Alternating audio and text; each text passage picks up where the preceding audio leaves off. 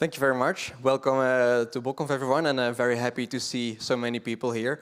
Very happy to be presenting for you today. Hopefully you're comfortable in your nice chairs that we have this year. Not too comfortable, though, don't fall asleep, but I'll try to make sure that that doesn't happen during the presentation. Anyway, I'm happy today to be talking to you guys about the power proofs in the DDoS-for-Hire market. Now, before I jump straight into this topic, I'm quickly going to introduce myself. So this is a picture of me, but I'm also just here on stage. My name is Maarten. I am a PhD researcher at the Delft University of Technology. During my PhD, I'm specialized in IoT botnets and the DDoS ecosystem, also including the DDoS-for-Hire ecosystem that is paired with that. And last year, I actually presented at BotConf as well about the Gorilla network. It looked a bit like this, together with my colleague, who is also on the second row here. So that was very nice, and this was actually about my master thesis that I did also at the TU Delft about this specific DDoSing botnet. So it was quite nice that I could share the work that we did in that conference and also meet some nice people that we actually continue to work together with after to kind of expand on the research that we presented there. Anyway, with that out of the way, I would like to talk to you about DDoS. Because you've probably all seen this picture from Cloudflare that shows that DDoS has actually grown significantly over the course of 2025. Most of these bars are actually from 2025 themselves. So if we look closely, we can actually see that we have surpassed 30 terabits per second in October of 2025. That's a massive DDoS attack. Also, the United States Justice has actually also posted this press release where they said that they were working on seizing some botnets that were surpassing these 30 terabits per second. They have some names here. They say Isuru, Kimwolf, Jackskid, Mossad, all of these popular, very big IoT botnets that they tried to take down because they were doing massive DDoS attacks against the targets that they were targeting. Additionally, it's not just the volume of these attacks that has increased significantly, but also the number of them. Because in the last quarter of 2025, there's over 1,800 DDoS attacks that surpass either 1 terabit per second or 1 billion packets per second. So just imagine the scale of all of these attacks happening while just, on the internet every day, day in, day out. Last source that I'm gonna show you guys is the NetScout DDoS threat report from 2025 as well. And if we filter on DDoS attacks that surpass 100 gigabits per second, we can actually also see that this is a rising line. So some people tend to say that DDoS is a solved problem or that it's something that we shouldn't really worry about anymore, but I tend to disagree, because if we look at these numbers and if we look at these graphs, I would say it's something that we should be worrying about maybe a bit more. Anyway, that's a lot of attacks, and one of the enabling factors of all of these attacks is the DDoS-for-Hire market. So it has become so easy for people to launch a DDoS attack by just visiting a website online, doing a single click, and just getting a DDoS attack. It's become super convenient, and there's many providers out there. Now, the problem then also is, if there's so many providers out there, and if there's so many platforms out there that actually offer DDoS-for-Hire services, there's competition. And all of these providers actually want to get the most paying users to their platform. And also, as a user, you need to know, where do I need to go to get the most powerful attack that I can buy with my money? So then, what kind of tactics do these providers use to lure the users to their platform? And actually, if we just look at this website and scroll down a bit, we can start to see the features of this network specifically. And here, they advertise, okay, our network, our botnet, we can do 40 gigs up to 4 terabytes per second. There's also a second website here that says, okay, our attack power is up to 500 gigabits per second. And they actually say it's up to because they can scale their pricing based on how big of an attack you would want as an end user. Now, I have a bit of a problem with this, because if I look at this, why would I believe this claim? Because these are, in essence, these are criminals that are offering me illegal services. So why would I believe when they say that their attack can do 500 gigs, 4 terabits, 10 terabits, why would this claim be truthful? So actually we realize that we kind of lack an element of trust in this ecosystem. Because who can verify this claim except for the victim of an attack? Well, to get a bit deeper into this topic, I also asked myself a second question. Because let's say these claims are true, and let's assume that this is actually valid. How do we actually measure a DDoS attack? Because if I, as a provider, would launch an attack against a victim, I wouldn't know how big it is. I would only know that my victim is down or not. So how do you measure and quantify how much power is behind your attack? So let's look at this. How do we measure DDoS? And I actually want to show you this Discord screenshot that was shared by XLabs a bit ago about the Isuro network. And here the first user says, hey, we have a new world record. We surpassed 7.7 terabits per second. He's very proud of that. And then the other user asks, hey, which site did you attack? And he said, no, I didn't attack a site. I measured it using Cloudflare dstat. Now, I know what Cloudflare is, but I don't know what dstat is. So I just hopped on my favorite search engine, and I typed in dstat. And let's see what pops up. And there's a lot of websites that all have as a URL dstat and then some random TLD. And actually, the second entry is kind of interesting, because note that it says, here you can check the power of a booter or a stressor. Well, I'm very curious now how that works. So let's click on the website, and let's just see what it looks like.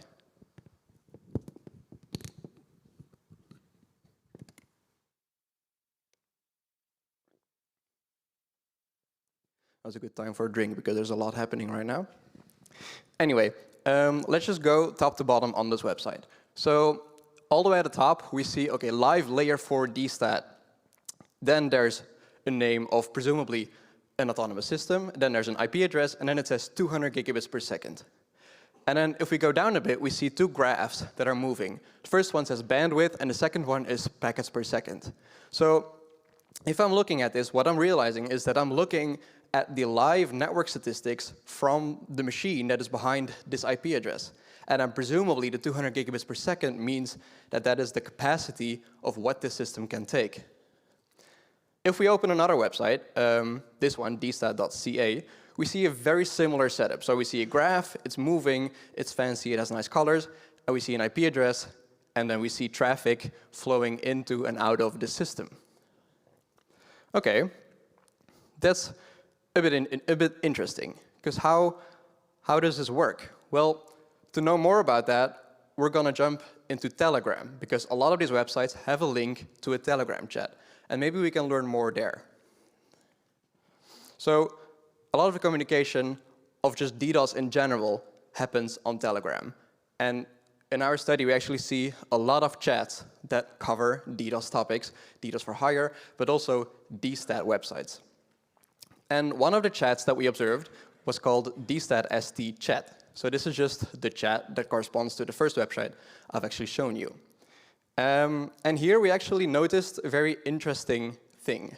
So there's a user who says start to some Telegram bot that people made. And then this bot replies with the following message.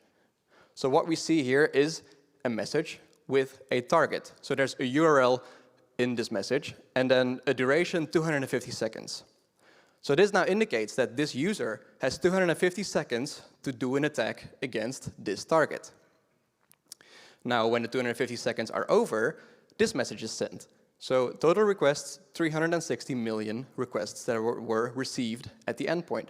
And of those 360 million, all of them went through the Cloudflare firewall, the Cloudflare DDoS prevention system.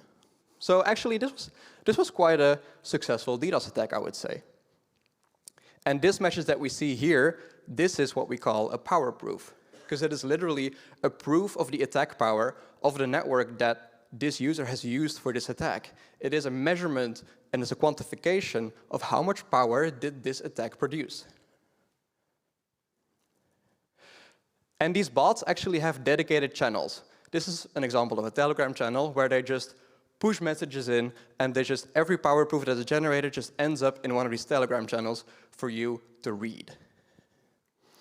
So these are just 3 messages, but I just want to show to you that this system is a lot bigger. So let's just jump actually into Telegram. It's on my iPad here that is next to my laptop.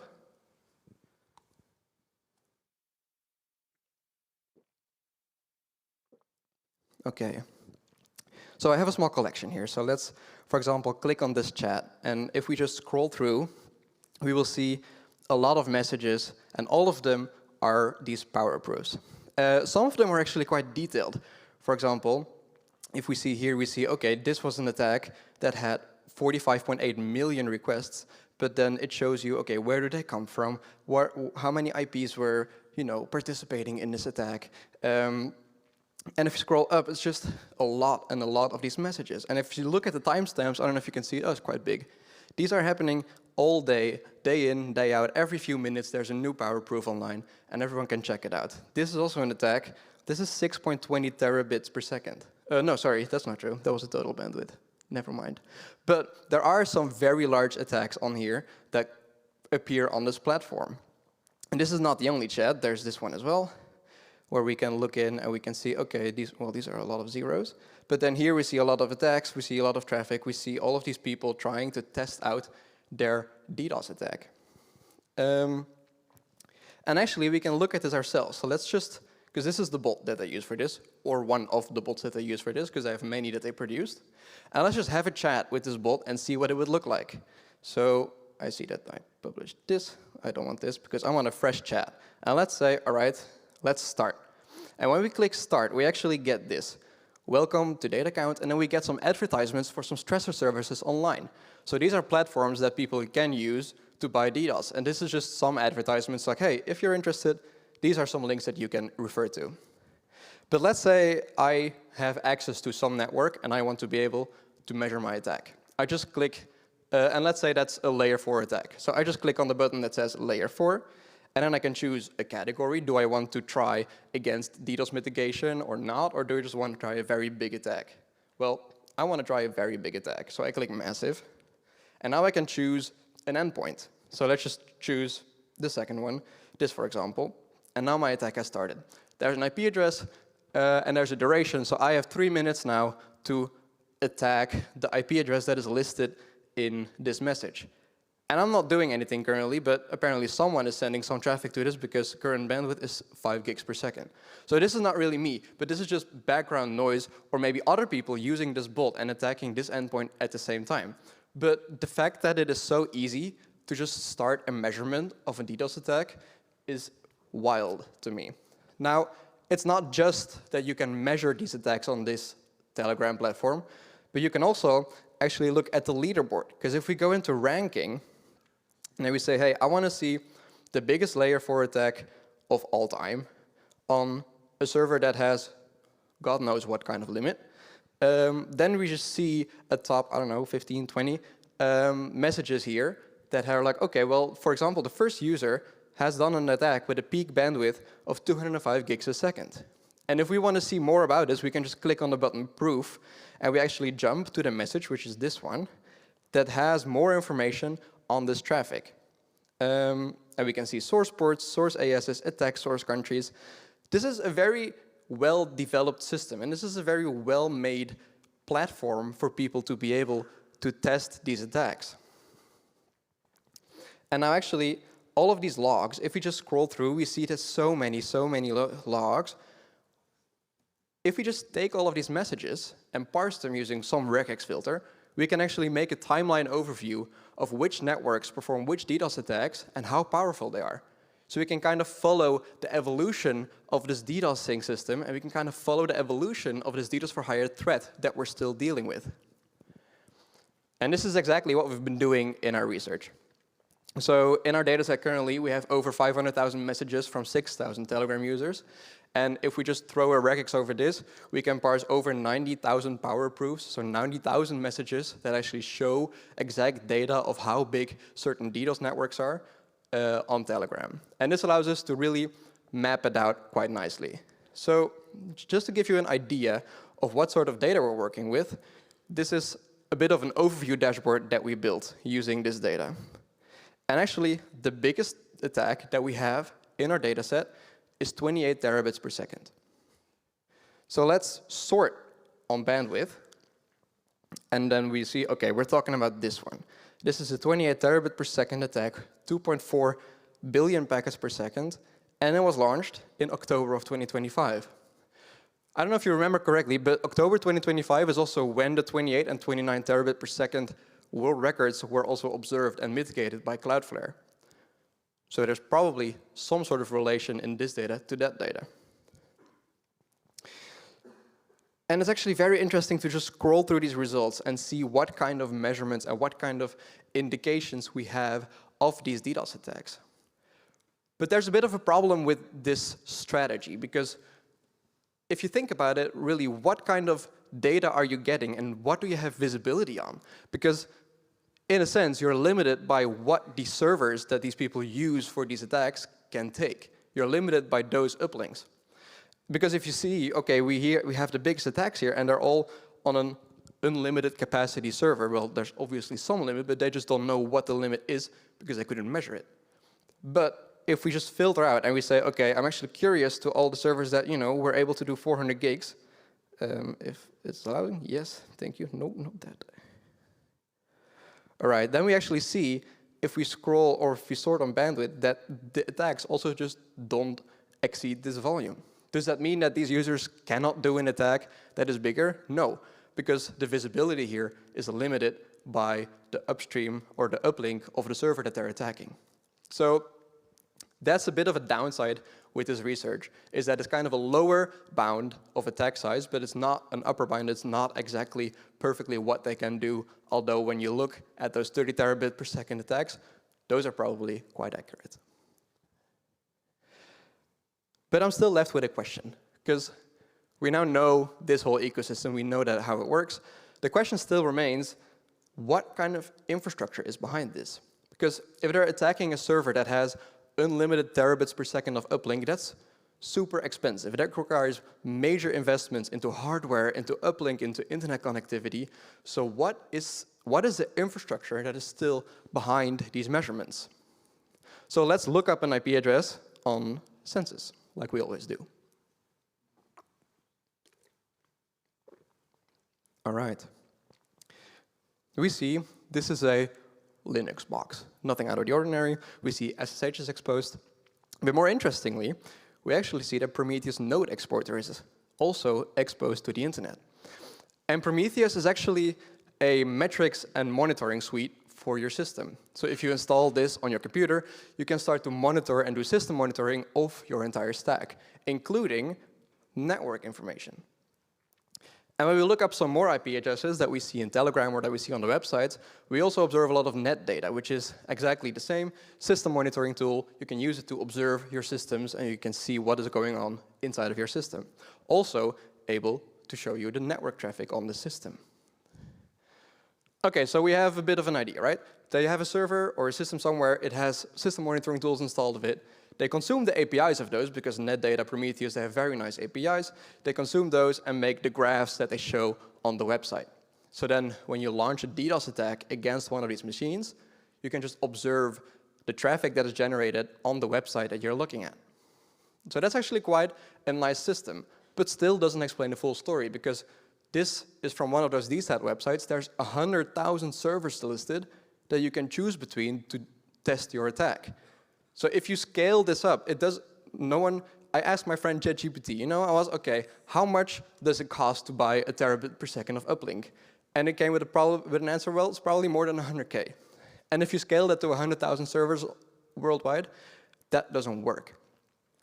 So if we combine all the facts, because very large uplinks, we see trustworthy ASs, sometimes we see servers that are within Lumen, for example, and we see a large number of targets. Well, I'm starting to think that these people just scan the internet for servers that have these system monitoring tools exposed and abuse these systems, abuse existing infrastructure to test their DDoS. Well, it didn't take long before my hypotheses got confirmed on Telegram again. The first user in this chat is actually the owner of such a DStat website. And he says, like, yeah, I list a few servers. And then someone asks, okay, well, but do you just scan the internet for servers with system monitoring tools? And he just says, yes, NetData specifically. He actually also shows us that Canada apparently is full of NetData servers, and then shares a screenshot of his Telegram window where all the IP addresses are listed. And actually, if you zoom in on the screenshot, but it's too blurry now, so I can't, it's also showing that he's actually, while he's typing, testing these servers and seeing what their limits are. How big is the uplink that these servers have?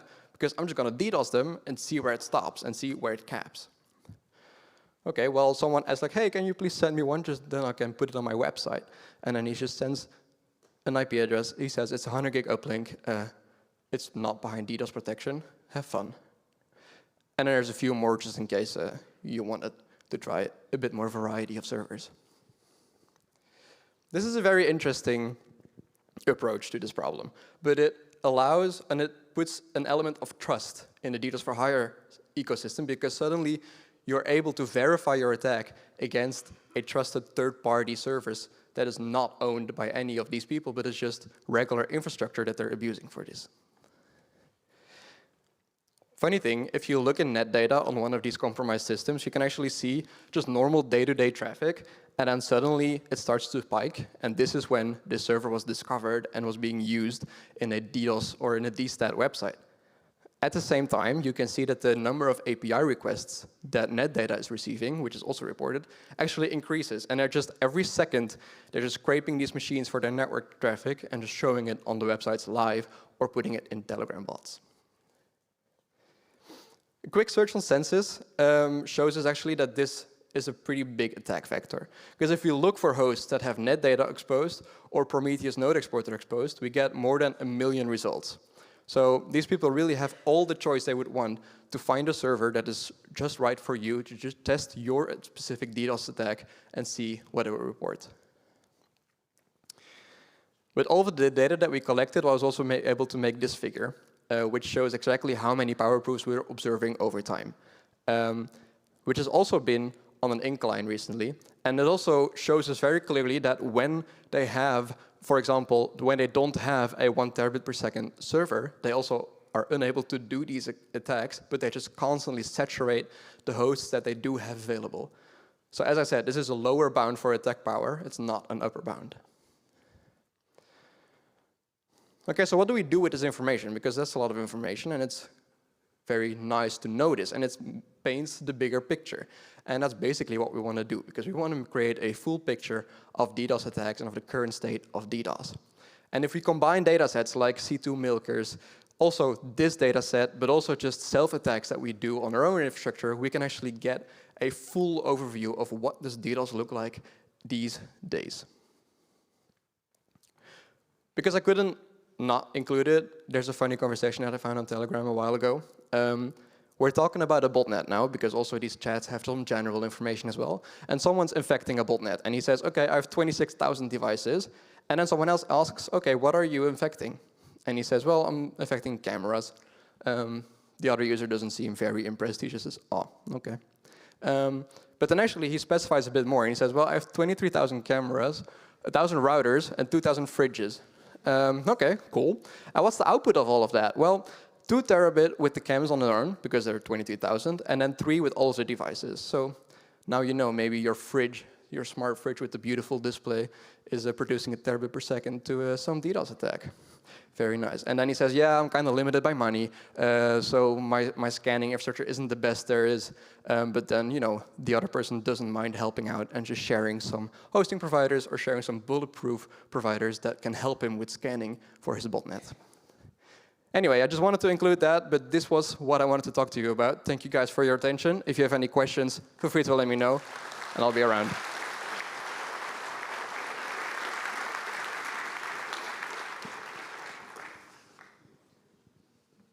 Okay, you raise your hands in the back. We got one question here. Thank you for the interesting talk. I was wondering if those node exporter or the other service that you have shown, if that could theoretically be used to trace back the source IP addresses of the attack, and then maybe see which victims are infected to warn them or potentially even block that malicious traffic. Okay, so if we can get the source IPs out of it, then that really depends on the hosts. In Prometheus, that is not possible because Prometheus purely provides metrics that are ever increasing. So it just provides a total count of TCP packets, for example, that the host ever received over time or since the node exporter got installed. For NetData, there's a bit more options because I do know that it allows some plugins to like get more data from the system, but I haven't looked into this in detail, so I cannot give you a 100% sure answer that you can get or not get source IPs out of it. But NetData gives you a bit more flexibility there. But thank you for your question. One here. Great presentation. Have you measured the success of the Kimwolf after like January and February takedown? And was it a success considering to you or not? I'm not sure if I fully understand your question. So you're asking me if after the takedown, if the botnet is still active and is still doing attacks, is that what you're asking? If you've seen spikes or lows of Kimwolf.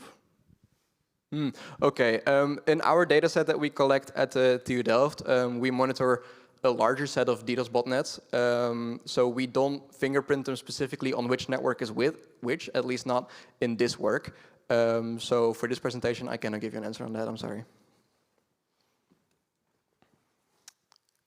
Okay, other questions? At the top, on the top floor? No Yeah, we got one here.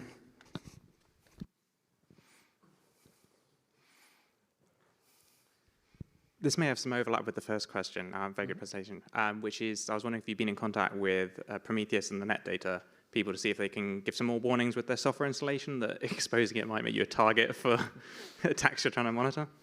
Exactly, that's a great question. With NetData and Prometheus themselves, not yet. However, we have been in touch with critical infrastructure and with hosts within our country of residence that did have these services exposed on their servers to warn them of this happening and to give them an instruction to maybe close it off or firewall it somehow to make sure that this doesn't happen to them. Thank you. Okay, a last question. If there is one.